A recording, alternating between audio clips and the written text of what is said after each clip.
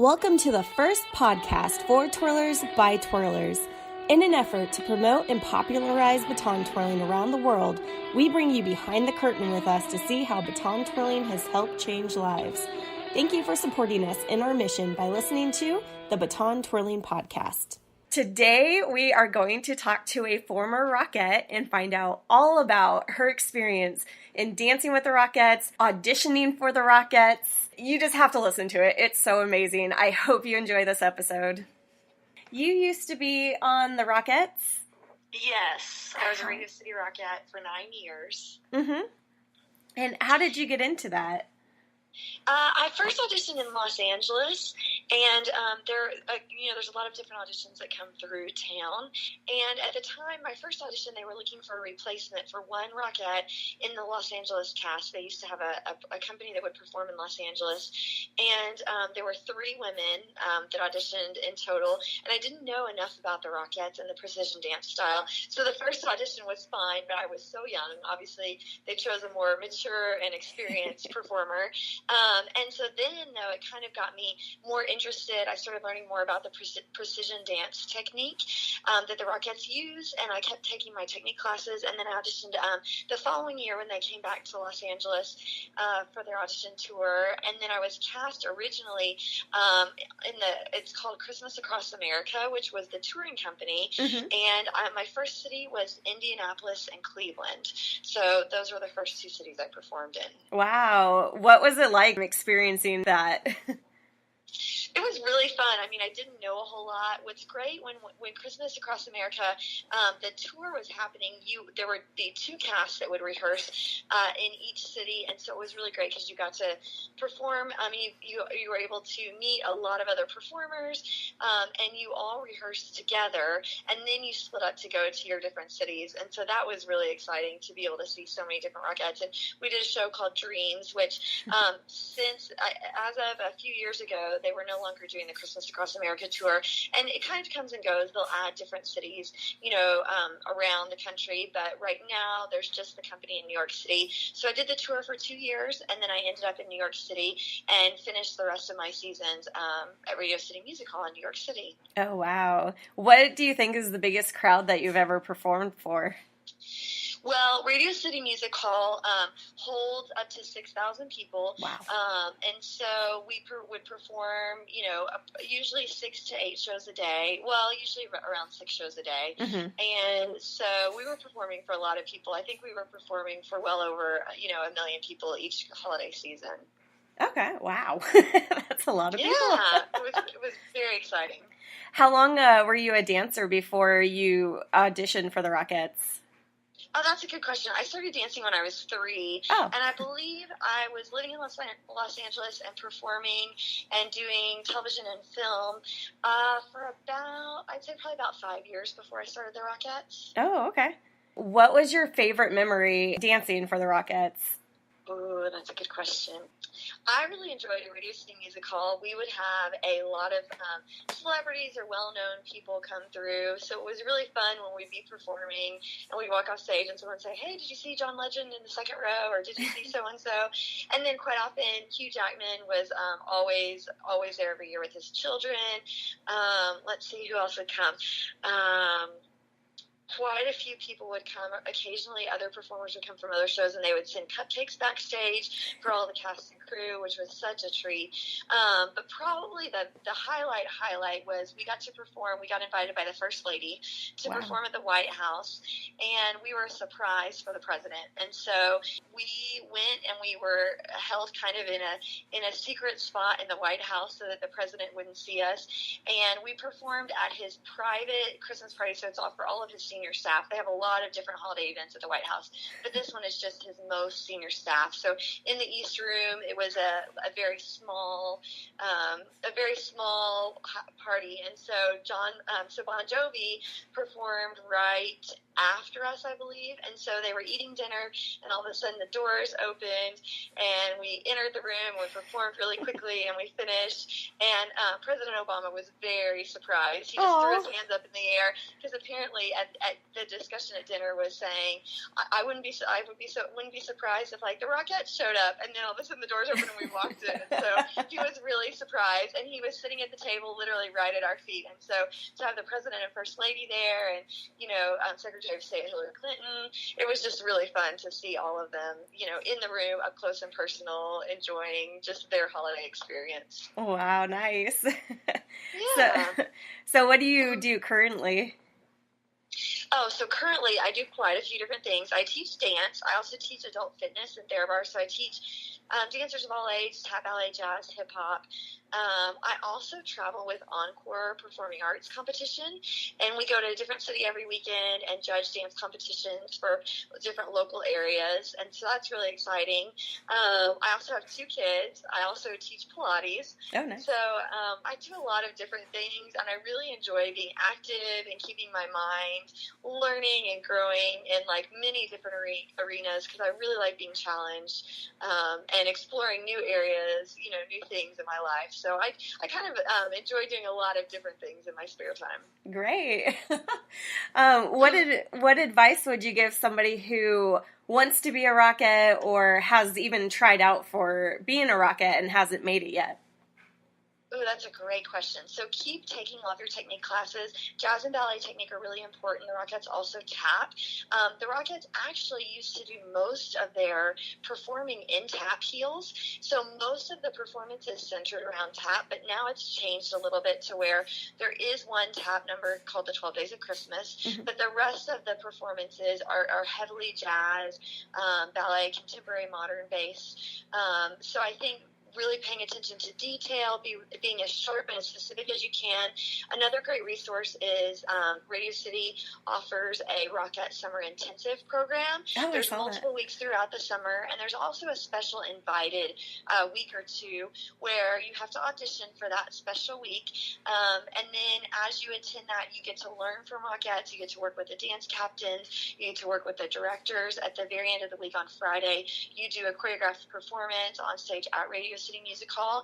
And I think what they're seeing now is a lot of the dancers that they're hiring and casting as brand new Rockettes are coming out of this program, just simply for the reasons that they're able to work with you and see how quickly you learn, and get to know you kind of more as a dancer and a person and a professional. And so I would highly recommend anyone interested that is of the right age and height. You have to be between 5'6" and 5'10" and a half, although you may be able to participate in the summer intensive and not be in those heights, but in order to be hired as a Rockette, you have to be between 5'6" and 5'10" and a half. So if you fit that qualification, I would highly recommend auditioning or at least applying for the Rockette Summer Intensive, because that also allows you to know if this is something that you would enjoy, and how much you really want to put forth the effort to going down this career path. Because if it's not for everyone. So if it's not something that you particularly enjoy, then you might consider auditioning for the ensemble, which has a different approach, also precision dance style, but they have a little bit of a different approach to their performance. So there's different avenues even within the show at Radio City, but I think more than anything, it just gives you a great taste of specifically what the Rockettes do, getting to meet Rockettes, see how they train, see what the process is like, because it is a little bit different than any other professional job I've done. And quite a few of my friends that have performed season careers on Broadway and then Radio City Rockettes will continue to say that Radio City Rockettes are the hardest working professionals in the business, and that doing that show 6 times a day, 6 days a week, and then PR on the 7th day, so you never really have a day off. It's one of the hardest jobs out there for sure as a performer. Mm-hmm. Did you do any other professional type dancing or dancing in college or high school? Yes, so actually, as soon as I graduated from high school, I went to LA for a while. I attended Southern Methodist University as a dance major, and I also was awarded a full scholarship to the Edge Performing Arts Center pre-professional training program. Wow. So I did that for a year, and that's a very intense program where we're dancing about 12 hours a day. Wow. Taking many classes from the top professionals in the industry in Los Angeles. So when I graduated, I had an agent, and I started auditioning for TV and film and commercials, and I worked in LA quite a bit. So what I would do is I would be a Radio City Rockette from September to January, because that's the run of the Christmas Spectacular. And at the time when I did it, that was the only show. So I would pack up all my stuff or sublet out my room in Los Angeles and go do the show either on tour or in New York City. And then when the show would finish in January, I would return back to LA, and I would spend January to September working professionally in Los Angeles. So I was really kind of working on both coasts. And it was really great because the contrast to the stage of having a consistent job for a few months is so different than television and film in Los Angeles, where you're auditioning every day for very short jobs, one-day jobs, maybe if you're lucky. You're working on a movie for a couple weeks, but for the most part, it's very short term, versus the work in New York is a lot more long-term. Once you're in a show, you're committed for a longer contract. Mm-hmm. So it was kind of nice having a little bit of both, and Radio City offers incredible benefits. So the job stability is really great. We're offered benefits year-round, even though we only work 4 months out of the year for Radio City. And now I will say, yes, it's really fantastic. I will say that there are events that come up throughout the year, and also Radio City did a summer show the past couple of years. I was not part of that, and so they have added other productions throughout the time, and we will be called in. I would fly back to New York for a commercial or for an interview or that sort of thing. So there is stuff happening all year long, especially now. It's increased more, even though you're only seeing the Christmas Spectacular. The Rockettes are really doing a lot of fun and exciting social events and commercials and social media, and kind of getting out there and doing more.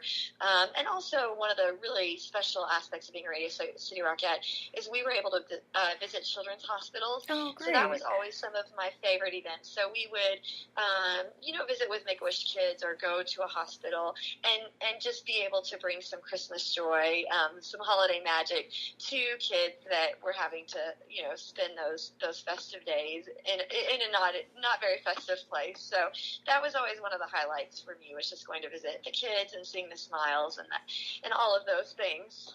When I did Miss Arizona, we got to go to the Phoenix Children's Hospital, and I'll never forget, because I was the only baton twirler that year, and I started twirling, and all these kids, just their faces lit up, and they were so excited to see all of us come and perform our talents for them. But yeah, that's one of the best things I remember from even my experience with twirling, just going and being able to light up their lives for a little bit.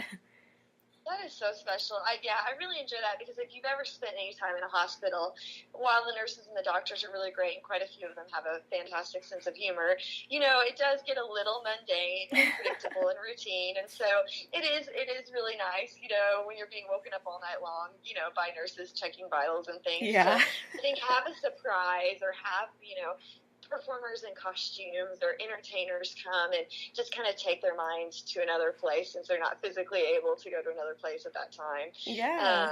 But yeah, so that's always a really exciting moment. So right now, if anybody wanted to reach out to you to get dance lessons, how could they find you, and what information is available for them? Yeah, so you can find me on social media. My Instagram handle is Gelsey M, Gelsey-M, or Gelsey Weiss Mahanes on Facebook. You can DM me. There's quite a few resources. I would look in your local area. I mean, just a private dance studio is a great place to start, getting involved in as many things at school as you can. But oftentimes we get students that call our dance studio, or twirlers that are asking for private lessons. So that's a great way to start, is just to call your local dance studio and say, what classes can I get involved in? Because taking a weekly class, even just 1 hour a week, will improve your skills so much. Or asking, hey, are any of your teachers on faculty interested in doing private lessons? Mm-hmm. And maybe you just want to work on brushing up on some skills on your jetés, your leaps, those sorts of things that you're going to put in your routine. Or maybe you kind of want to expand and try some different styles that might affect your overall technique and your performance quality. So to take some of those things, I think personally summer is a great time to check out. A lot of times local studios will offer drop-in classes. Mm-hmm. So you can go pay by the class, take 1 or 2 classes, and just see what you think, and try some new things. Because what I'm seeing as I judge competitions around the country is that I'm seeing the dancers that take multiple styles and that challenge themselves and that do different things are really the most exciting performers to watch, because they have so so many different tools and skills to include in their solos and to include in their performance. So that's what I would say. Just keep training. Like, your versatility, your diversity is important, so keep challenging yourself in different styles. But really, you can find, I think, at most places, what I found is some really fantastic studios around the country and resources. If you just kind of ask around your community, where people go, what they're enjoying, what they're being challenged by, and also same thing goes for at school, the access you have. If you're in a public school, find the arts programs and get involved there. And as much as you can, the music, the fine art, anything that you have access to. I think just figuring out I think there's probably more in every community than we're all aware of. Mm-hmm. So just opening up our eyes, maybe asking around on social media, and then also just seeing if, asking what people in your field are doing, asking what other twirlers are doing, where they're training, and just kind of seeking that out, because sometimes it doesn't always come to you, but the resources may be there, and they may be easier and closer and more accessible than you'd even think. That's great advice. What was the hardest thing about being a Rockette? Ooh, the hardest thing about being a Rockette. Okay, so the Radio City Rockettes do a lot of personal relations experience, or PR, where we go and we advertise for the show. And so one of the, and just kind of get out in the community and tell people about the show. So maybe if they don't know what it is or haven't been, they kind of get a little taste, but through a little performance, and then they can buy tickets and come. One of the hardest things was, we would have our rehearsal for the show, we would open the show, and then immediately we start rehearsing for the Today Show, for the Rockefeller Center tree lighting, for the Macy's Thanksgiving Day Parade, because every live performance on television calls for a different number of performers based on the size of the stage and kind of what the network wants. And so we have to modify everything when we take it off the stage at Radio City, because Radio City is the size of a football field long. So obviously when we go on the Today Show that's in the Rockefeller Center, we're not going to be able to have that size of stage. So they immediately start casting all these events. So we're doing 3 to 4 shows a day, and then we're going back up to the rehearsal hall, and we're changing the pieces. So we're modifying, we're adapting the choreography. Sometimes it's shorter. We have different entrances and exits. We're changing different sections. We're changing formations. We have all different numbers. So as a Rockette, we have numbers across the front of the stage that start at 0, center stage, and then they work their way out to the wings. Mm-hmm. And then we also have depths, which are either they're marked, so down the side, kind of like a battleship situation in the game Battleship. We have depths down the side, so those letters down the side kind of tells where we're supposed to be. So every single step we have has a number facing downstage and a depth on the side. And at Radio City, we use elevators. So basically, there'll be 3 elevators, and then multiple dotted lines, straight lines, tape marks. So every single step, right foot is this, left foot is this. It's a giant game of Twister. Well, when we start these rehearsals, we get this all nailed down. We open the show at Radio City, we're good. And then we start these rehearsals. Well, we don't really have any of those same marks when we go live on television. However, we still have to be perfect, especially with all those camera angles, and we don't know what they're going to be shooting from. So everything has to be perfect. Yeah. So we do a thing called guiding, which means we guide to stage right. So you're dancing, and out of your peripheral, you're still performing, but you're looking out of your peripheral, and you're making sure you're in line with the dancer on the stage right of you. And so you always have to be guiding them. So when we do these live performances, we're changing everything, and then in the rehearsal hall, and then we go right back downstairs and do another show. And sometimes we're rehearsing between shows. So now for the same choreography and the same dance, you have all different numbers and depths. You have different people on either side of you, but you're having to learn something new in rehearsal, and then go perform the old on stage. And so you're going back and forth, looking back and forth between these. So it's not even a matter of just memorizing these numbers and depths, but it's being able to adapt. And then in the morning, when we get on the Today Show at 5 a.m., we walk out on the stage and look at it. Our dance captain has a really hard job of being really specific of finding the marks that we can work with that are on the floor, because they don't give us any marks. So we have to say, okay, there's a tiny seam here. Can you see that? Okay, Sagan's going to go here. Can everybody guide to her? And it's really hard to all of a sudden change everything. And when you're so used to having those guides on stage, having to really work off of each other and feel each other. And that's what happens at the Macy's Thanksgiving Day Parade. If you've seen that, they paint the street fresh every year, but it is just a New York street. There's potholes. So one year my kick line was on a pothole, so you're trying to do this perfect kick line and hoping you you don't slip, and sometimes it's freezing, sometimes it's raining, sometimes it's cold. I'm sure all the same weather elements that twirlers work with, even more so than we do. And so, but your performance can't reflect all those things. You still have to have the performance that's exciting and entertaining, and, you kind of have to just overcome all of those challenges. So it's always exciting. I think you have to be really adaptable. As much of perfectionists as we are, I think you also at times have to not take yourself too seriously and just say, this is live performance. We're going to do the best we possibly can.